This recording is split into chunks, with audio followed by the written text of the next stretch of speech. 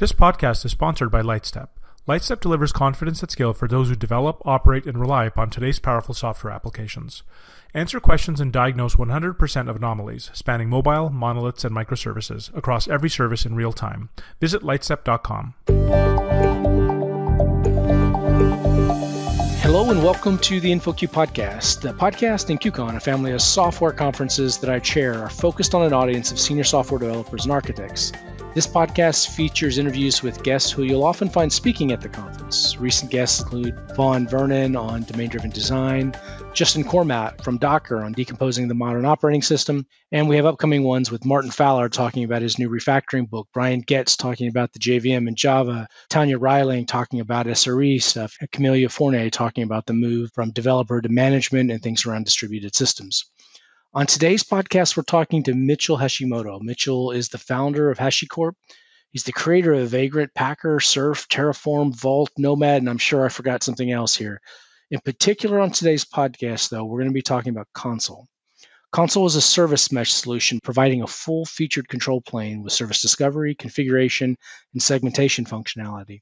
Now, it's interesting. Until recently, I've always thought of Consul as a distributed key value store. So today I want to talk to Mitchell about that and kind of clear up my own confusion on it, and also talk about products like Consul Connect that's part of it, usage patterns with Consul now, features, benefits, and maybe a bit about the developer experience of using Consul. So we'll see where it all goes.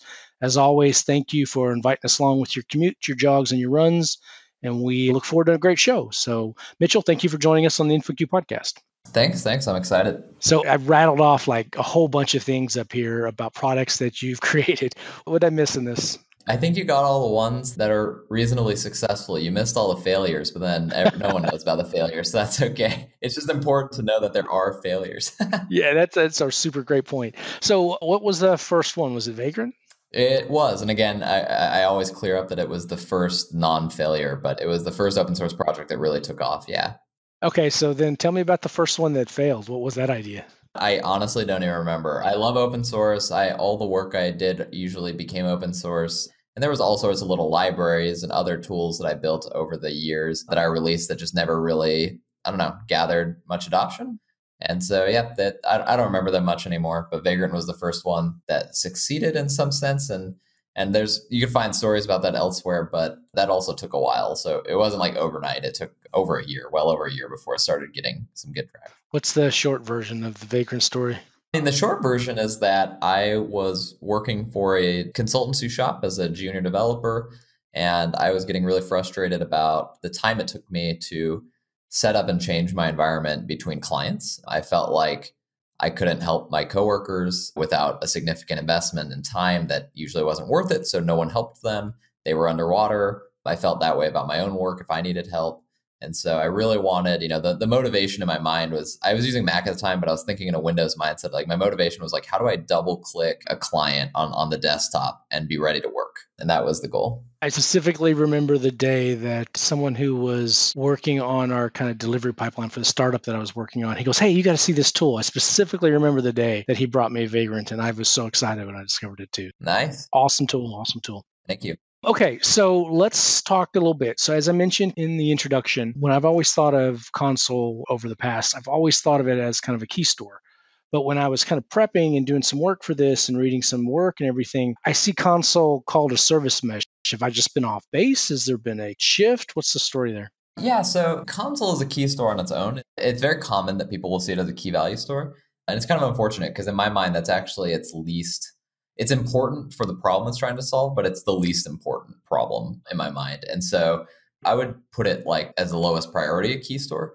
And then when you kind of push that out of the way, it becomes a little clearer of what it's trying to solve. And really what it's trying to solve first and foremost is being a centralized service registry and providing discovery. So a place where you have all your services, it provides DNS to discover them. There's metadata about those services you could store and things like that. That's sort of problem number one, is how do I find my services? Problem number two is often, how do I configure those services? And that's where the KV came in. It's this world where you have a ton of services, you have a lot of instances of those services. You just want a lightweight key value store, but for that focused purpose of service configuration. And if you think of, the most complicated software and how much config they have, it's usually at most, and this is extreme on its own, at most it's like kilobytes, but usually it's like less than a kilobyte, just some, a few hundred lines of text. And so that's really what the KV store was made to do. And then the third problem, which we just got into in June, is the service segmentation problem, which is, you could find your services, you could configure them, but now the challenge is, how do I actually connect to them and control who can connect to those services? And that's really leading into the service mesh, how we call Consul service mesh today, because what we found is service mesh is definitely a sort of category of problem that companies and the community alike want to solve, but it goes hand in hand with the discovery and configuration problem. So when we were talking to our own users and doing discovery, we realized that Consul was very close to solving their service mesh problem. And that's why we came out with Connect. So what you're talking about is in June of this year, Consul 1.2 came out, which offers this new feature that talks about Connect. So what is Hashicorp Connect really excelling at? What is it doing that's expanding this space of service meshes? I like to describe it as the most basic thing. It's solving service to service authentication and authorization using TLS. So the problem is really, the way I like to describe it to an individual, not a company, but just an individual, was just imagine, a small personal side project or something that you're deploying, and the sort of database to web server or web application component. Like usually every database sort of supports TLS or some encrypted connection as a mechanism, but usually you end up using just like unencrypted connections for your personal side project. Why is that? And the answer is usually because it's just easier. It's easier to use an unencrypted connection, even though anyone might know that it's the right thing to have an encrypted identified connection. And what we're trying to do with Connect is make it that the easy case, make it basically automatic that you always get that encrypted connection. And that's what it's doing. Very nice. Who's using it today for this purpose? It's also important to realize that we released Connect in June with version 1.2, but Consul itself has been around for over 4 years, almost 5 actually. So it's quite mature as a piece of software. So we have some pretty large users. Some of the public users that allow us to share publicly are people like Twitch, people like Stripe have talked publicly about their usage. When we take a look at sort of the Alexa top 50 of websites, well over a third of those websites are heavy Consul users. And so that's one way to look at it. And we've seen quite large scale of Consul. And again, it kind of goes back to that first question you've asked of like, why would I use it? And if you look at it not as a key value store, it's the service registry problem. That's really what these people are using it for at first. What about specifically Consul 1.2? Are any of those folks using 1.2 now and using it as a service mesh?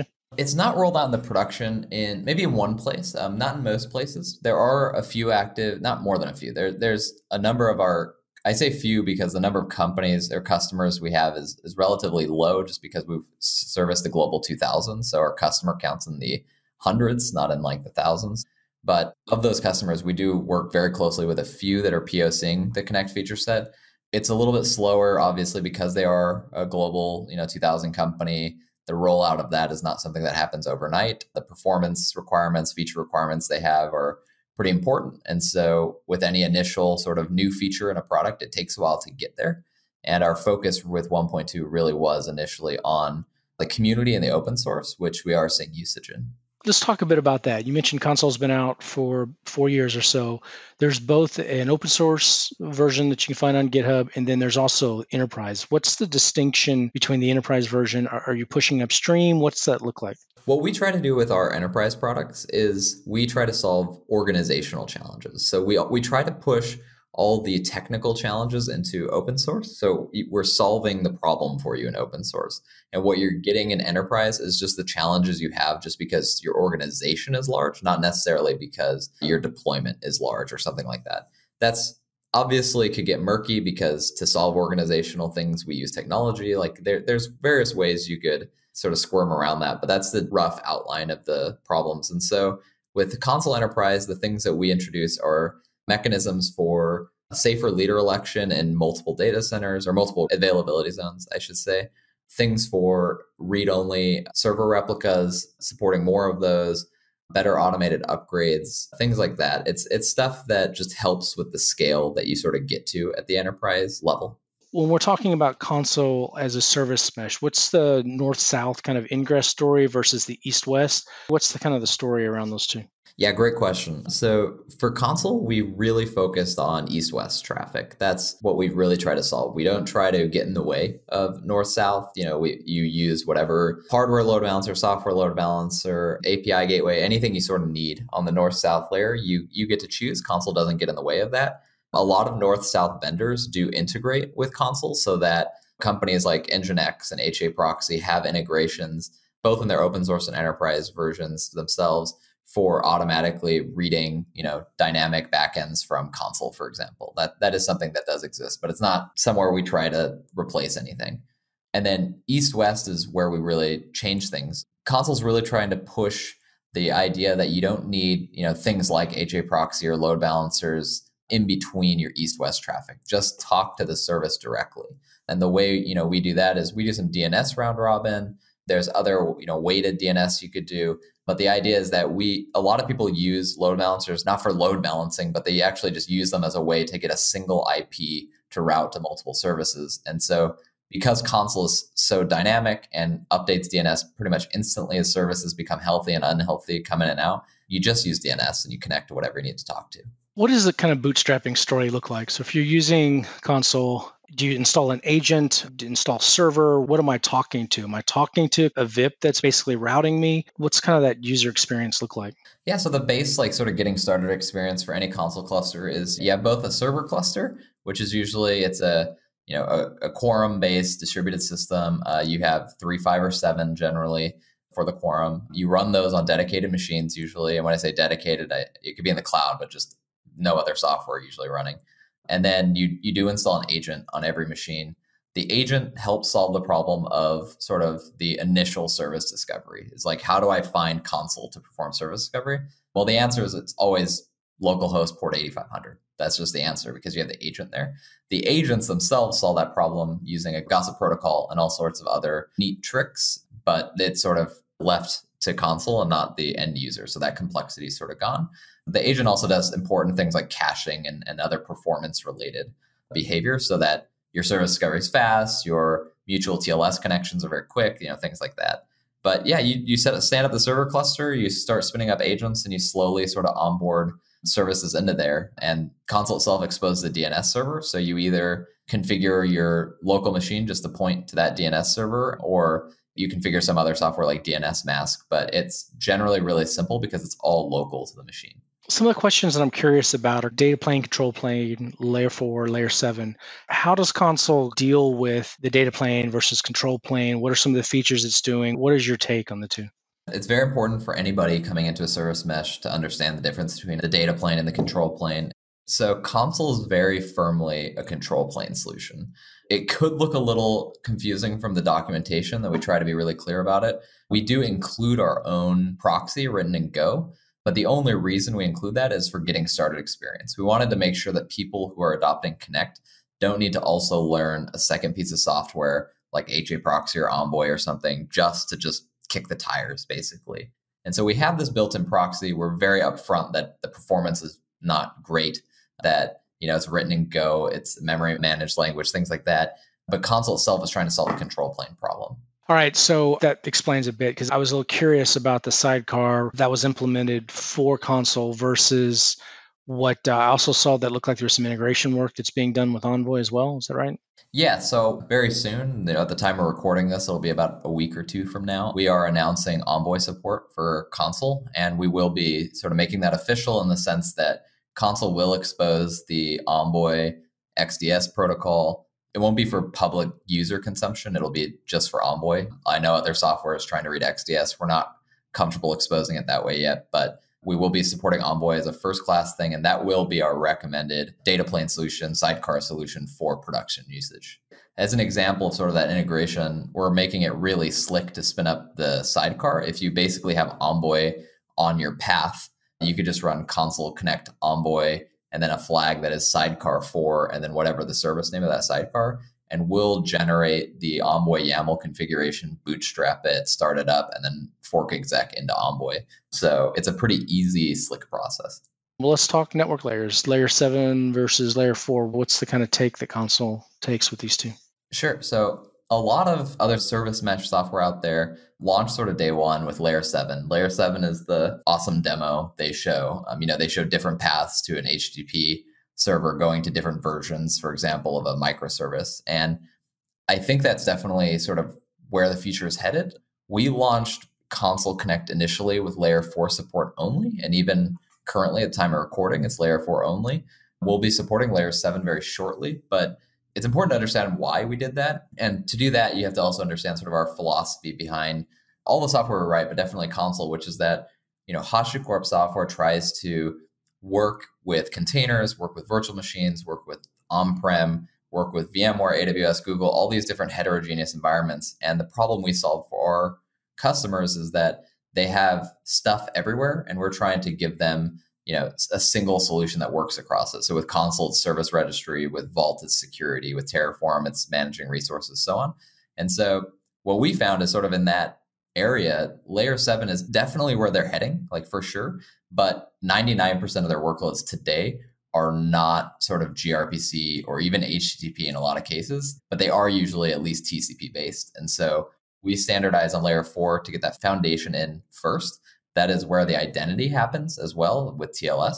And then we'll also support layer 7 in a few months, probably, let's say 3 to 6 months. But that's why we did layer 4 first. We got a lot of sort of flack of how can you possibly service mesh with layer 7? But I thought the opposite. It's like how can you not focus all your time on layer 4 right now? So does that imply then that you're talking eBPF at layer 4? Yeah. So actually all the routing right now happens in Userspace. Again, that's one of those things where that's a totally pluggable system internally in the software. But the reason we started with Userspace is because we could safely cross-compile that to every platform. So I don't know if this is true, but I know that we've heard from users and customers that Connect is sort of one of the best working service meshes for Windows workloads, for example. I think they've had problems finding service meshes that work on Windows well. And that's just because we sort of get that for free from Go and writing in Userspace. But the idea is that, eventually we'll detect you're on Linux. We'll detect that you have, the right kernel version and things like that. And we'll try to sort of load that module and use eBPF when possible, things like that. But we want to make that automatic for the user. It's like, we'll take the fast lane if it's available. Otherwise, we'll just drop down to the compatibility layer. You mentioned you've had some of the best performance on Windows. Obviously, eBPF isn't on Windows, so I'm curious kind of about that particular space and how you dealt with it in a Windows environment. Is that just, again, the benefit of Go, or how did you deal with kind of the layer 4 stuff when you were dealing with Windows as opposed to eBPF on Linux? And again, just to be totally honest, we don't do eBPF on Linux yet either. It's just sort of a plan too. But we did all Userspace first. Right. eBPF is kernel space, of course, right? Yeah, so Windows is still user space, but the nice thing about eBPF is obviously how performant it is. The funny thing is that when we talk to, again, we're talking to the Global 2000 sort of, for most use cases, the difference between user space and the kernel routing is not big enough that it matters. There's obviously highly specialized cases, either companies like, high frequency trading or specific workloads in a company like mobile ad serving. There's sort of certain workloads that it really matters. But because sort of their deployments are so large, we are just working on the less performance sensitive workloads, which is over 90%. Because what we found is even with user space routing, on Windows, for example, Windows does, I think Linux does this now too. I'm actually not fully sure, but Windows does a lot of optimization for loopback networking. Like it's basically like shared memory buffers or something like that. It doesn't go through the normal TCP stack. It's super, super fast. And so for the user space proxy on Windows, the overhead it actually introduces is really minimal. And then we measured it on Linux. I'm not even sure if Linux has those optimizations, but we measured it on sort of a stock LTS in AWS, sort of Ubuntu machine. And the overhead per connection was, I think it was like microseconds. And to do a full TLS handshake, make another connection back over loopback, and then copy the packets over. And so when you're looking at that, I think it's hundreds of microseconds, not like single digit microseconds, but like when you're looking at stuff like that, it's just most workloads aren't microsecond sensitive today. And so I think, as long as we're heading there, that's important. But I try to encourage people to not get too hung up on it early on. So you did mention that you do plan on implementing eBPF. What does that roadmap look like? Step one was really getting this Envoy support in. So the other hard part about the eBPF is, it's pretty invasive, I would say, to the machine. And so it's harder for us actually without knowing, like, do we have full control over the network stack? Do we have the right permissions? And so we're still figuring out the right user experiences around that. But hopefully it'll just be a setting in Consul that you say, like, yes, I'm on the right machine. I support this. Just like, configure it, take over. And then the agent will do it automatically. Any integrations that you might use with something like Cilium to be able to handle those? That might be what we do, yeah. We're not fully sure yet. So we have someone on the Consul team that's he came from like, I want to say like 15 years of networking, like bare metal to like firmware at the firmware level. He came from like the protocol level networking background. So he's also super familiar with the kernel networking stack and things like that. So we have someone who could definitely do this stuff, but we're not 100% sure how we go about implementing it. It's not really even a technical question. It's just like, what's the right partnership question? What's the right like user experience, that sort of thing. You mentioned several times that you all are using Go. What led you to focus on Go for the type of system level networking we're talking about? Why not something like Rust, for example? What made Go the right choice for you all? Yeah, I mean, it's for us, Hashicorp is a very heavy Go shop. We've been using Go since just prior to version 1.0. We've been using Go for all our products for over 6 years now, I guess it's been. So we try to limit the language fragmentation within the company so that all the skill sets are shared. And so we wrote it in Go. And honestly, like, we've been very successful writing things in Go, and people make a lot of noise about performance and things like that. Performance is definitely important, but like I said, sort of Consul's used by, a quarter to a third of the Alexa top 50 websites. I think we've shown that we could hit some pretty high performance with Go. Do you have any numbers that you could share on the performance you're seeing with Consul? Yeah, our biggest Consul users out there, there's basically two dimensions that I would rate that on: number of data centers and number of single data center cluster size. So for number of data centers, we have a customer out there with dozens of data centers. So like, I would say over 40 data centers all federated together so they could discover services across any of those 40 data centers. This is a total tangent, but Consul has this really cool feature too, very technical, very fun to look into, called Network Tomography. It's based on some cool research. The implementation is really cool. It's really cheap, but basically for any 2 points globally, so any 2 servers across the globe in different data centers, instantly we could give you a 99th percentile round trip time between them. And so that's pretty neat at that scale. But anyway, that was a tangent. Actually, it wasn't, because I was going to ask you about the DC story. So I think it actually fits. Yeah, and that's a very unique feature to Consul. There's really no other software in general. It's service mesh for sure, but even if you look around, it's very rare to find that sort of feature set.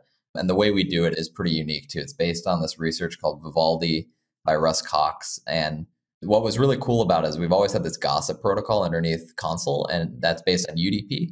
We were able to introduce this network tomography, implement Vivaldi, and do everything all on the same single UDP packet that we use for the various gossip messages. And so when we launched network tomography, basically we said, upgrade your Consul cluster. There's 0 new network overhead. There's a very marginal CPU increase per agent. And now you have 99th percentile round trip time between any 2 nodes in the world. It was really cool.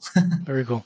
You don't get those wins very often. Network tomography. That's a new one on me. I have to look it up. Sounds very, very cool. Okay, so we were talking 40 data centers. So the largest data centers are sort of like over 40. Those users generally have less nodes per data center since they have so many. It's usually less than 1,000. And then our largest single data center user just passed, I think it was 36,000 nodes in a single data center. And so that's 36,000 nodes fully meshed in the same gossip pool. And that was with, I think, 7 servers. So it was 36,000 clients and 7 servers doing the Raft stuff. Very cool. So let's talk a little bit about deployment patterns that people that are using Consul. So what's the typical deployment? How are we packaging things and typically getting things out? Yeah, so Consul works best when it has access to sort of the main network. And so the most common case is as an agent directly on the machine.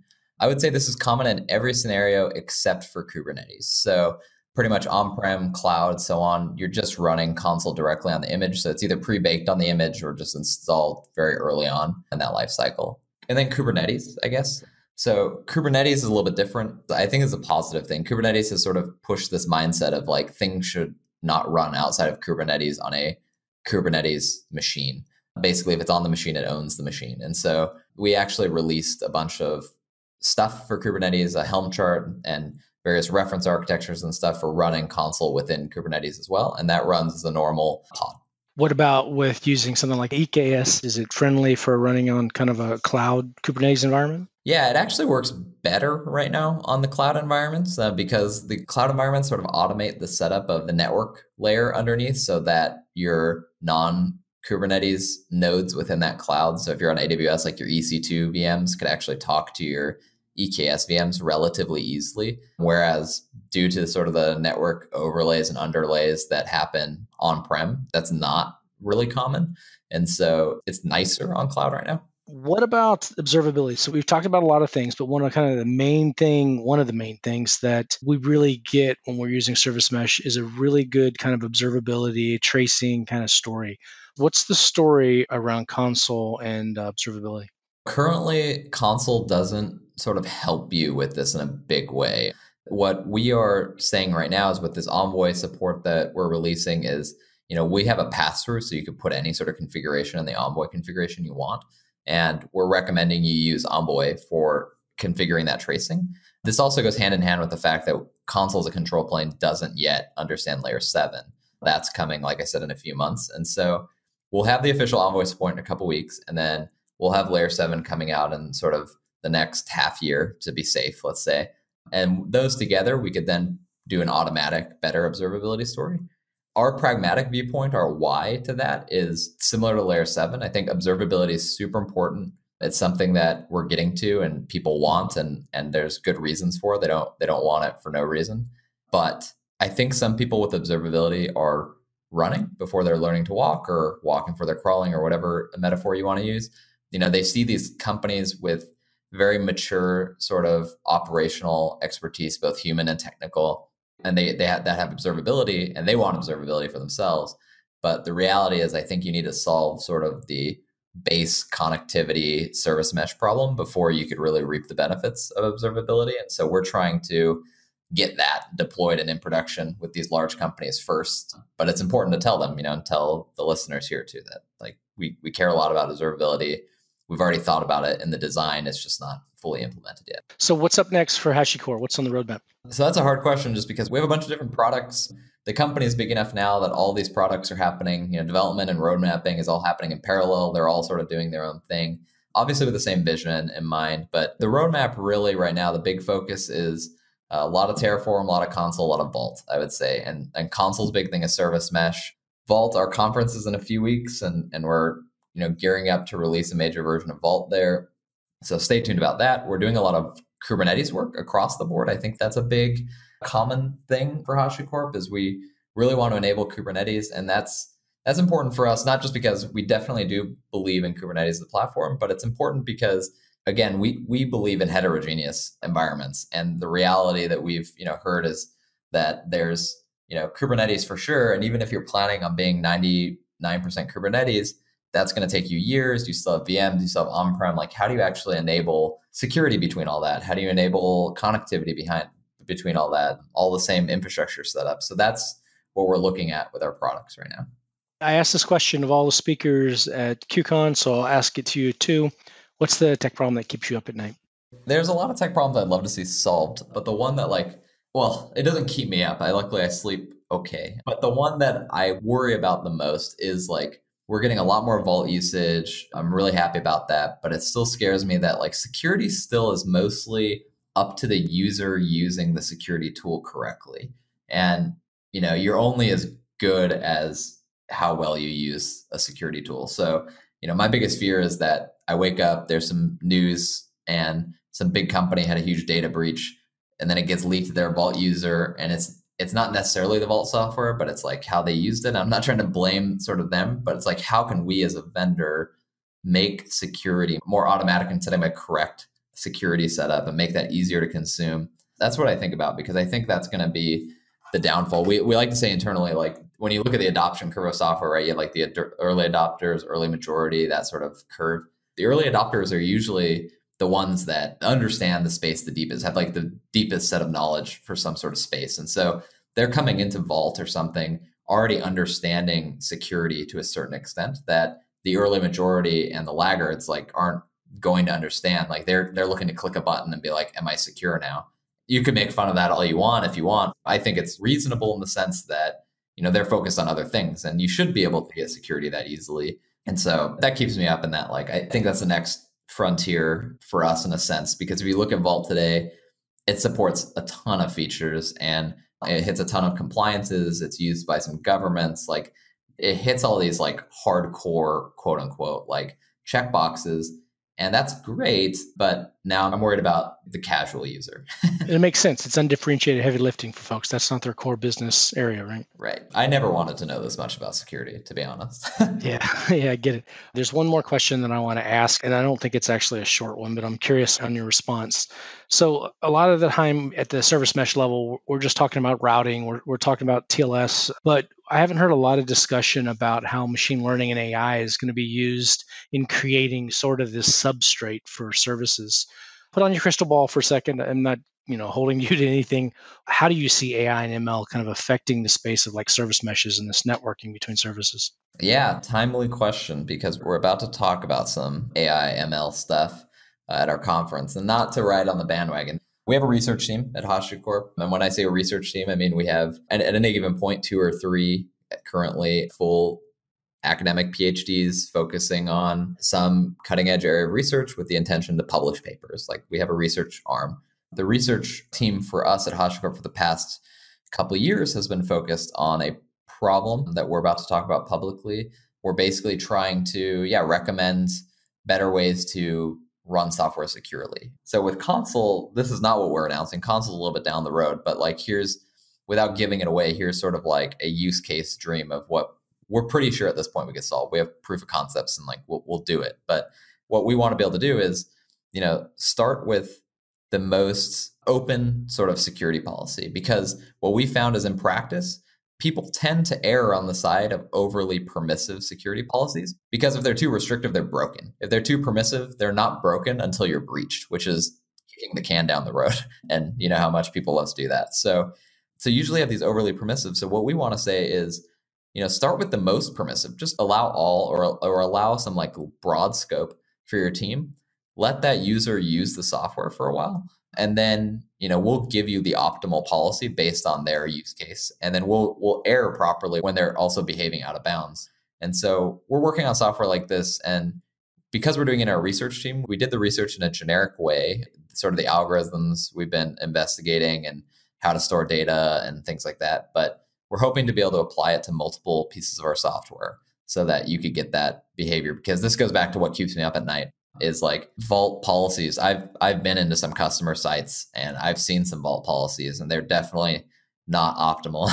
And I would love for that to be easier for people. My dream is they open a UI, a security operator opens a UI. They have a ton to think of that isn't Vault, but they open the Vault UI and Vault says, good morning, like here are 4 security policies you should review because we don't think they're optimal for these reasons. And I think an important thing we're doing is we're not doing automated remediation. I think that's scary. What we want to use AI and ML for initially is just recommendation. It's just, we won't do anything on a human's behalf. The human is fully in charge of what actually happens. But we will provide smarter reporting and smarter visibility so that you can make more informed decisions. I love that. It's a great approach. All right. So Mitchell, thank you for joining us on the InfoQ podcast. Thank you very much.